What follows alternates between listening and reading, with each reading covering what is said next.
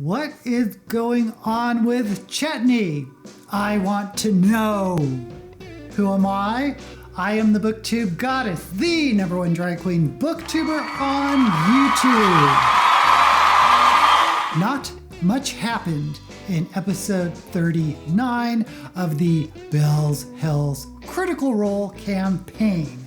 And this may surprise you, but I'm not mad about it.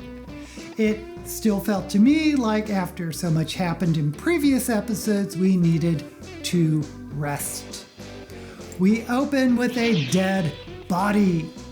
They had just found Lord Eshteros's corpse in his manor with a bunch of letters, one of which is gifting the flying ship to Bells Hells. We reconnect with the Green Seekers and Mistress Sashandri, who are investigating Eshteros's death, and obviously Bells Hells are the prime suspects. They call in Riva Vudal, who I guess is some sort of priestess or cleric or mystic or something, because she can speak with the dead, and we find out what Lord Eshteros has to say. This is the grave mystic Riva Vudal. She is a very useful talent when it comes to dealing with the unexpected demise of important individuals. You watch she puts her hand out in front and kind of mutters for a moment. Her eyes, her pupils, these like thin, dark pupils across the bright white of her eyes that bleeds into the white of her face. It almost looks like two dark dots, just kind of on a blank mask. And both of them just roll back, and then you just see the white of the eyes, and now it's just this like blank, almost featureless face. I lean over to Laudna. You should remember this one. He looks pretty scary, right? Yeah. Her hand out in front, the mouth turns into a smile, showing just the faint bit of shift of musculature in the face as she turns her hand over and then tenses her fingers and lifts. As she does, the chest of Eshtaros lifts up a bit, and the head lifts up with it as well. The eyes open, bloodshot, and you can see the coagulation of the blood around the bottom of the eyes, but the jaw hangs open. She goes, "When did you die?"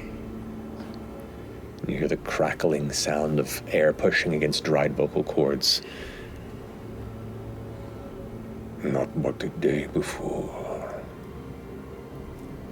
How did you die? And there's this like weird, sickly sweet joy as she asks these macabre questions. I was killed by the legend.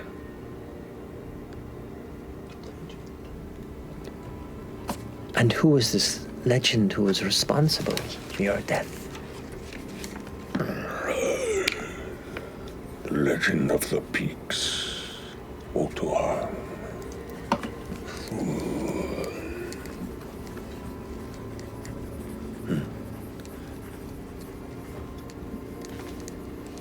These strangers, and she takes her hand like this, and then as she twists her arm, the body like twists to turn and face this kind of awful, kind of haphazard puppet-like movement in your direction as you see now the corpse of Eshtaros facing towards you. Were they responsible and involved in your demise? No.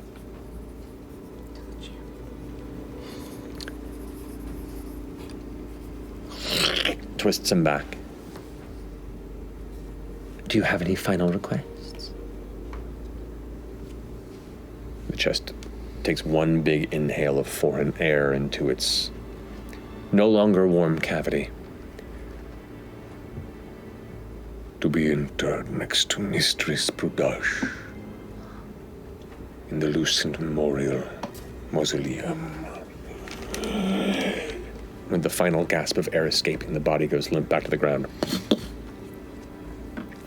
She stands up and kind of like shakes off the remaining ash, smiles and turns back to Shishadri. Well, I feel satisfied. What do you all think? I lean down and close his eyes. Oh, by all means. That was fucking gross. Thank you.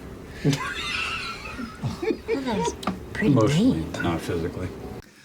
So Bell's Hells is cleared of being suspects. They get the flying ship and Escheros's magic cane that can turn into a scythe. Of course, Fern also rifles through his pocketses. The last half of the episode is the party beginning their journey via skyship to Yios.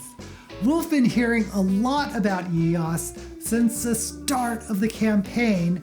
The big thing here is the Omen Archive, which apparently houses information on those Ruidus born. And of course, all roads lead to Ruidus. Speaking of Ruidus, the big event during the first leg of the journey is Ruidus flaring at night. And of course, this triggers Imogen's dream, again, of her mother. But the Ruidus flare also triggers Chetney's transformation to a werewolf, where he runs amok.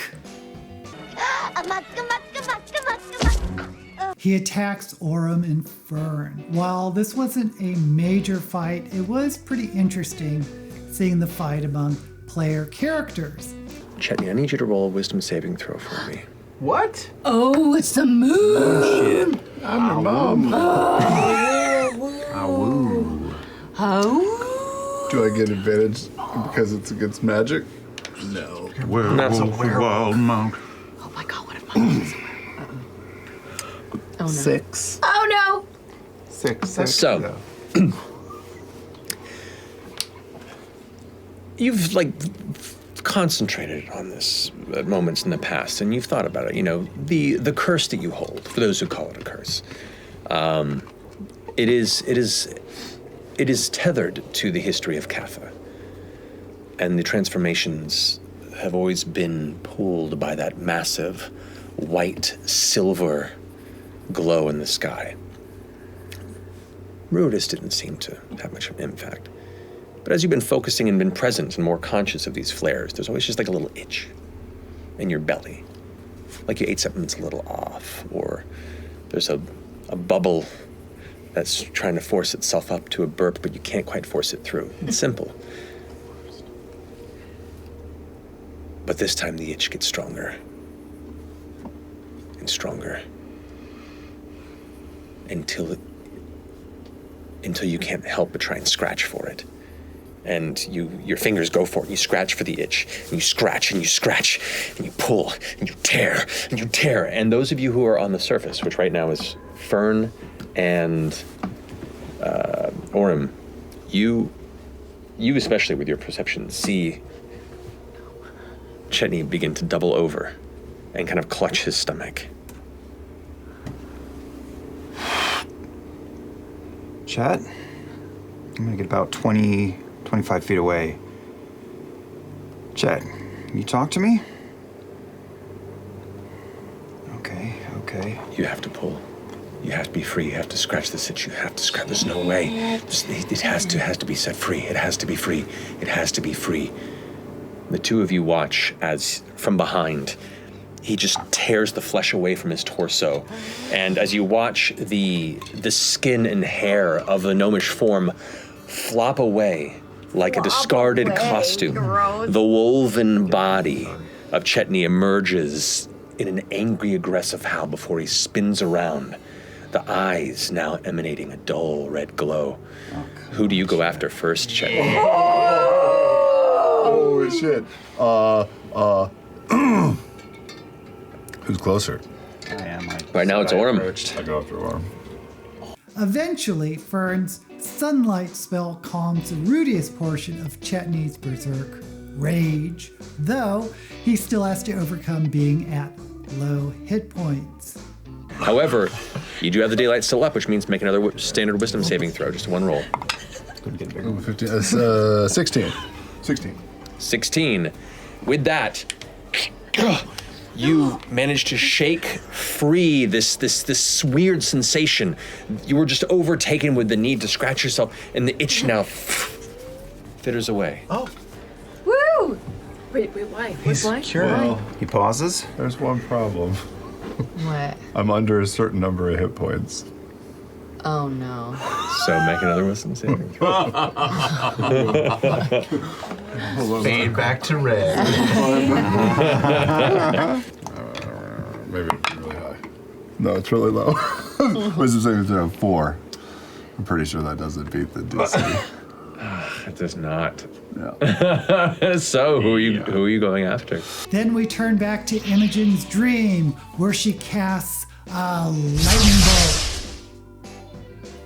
She wakes up and casts Ascending to her mother, and her mother answers. End episode. Is it just me, or is there a running theme of people the players thought were dead really are not?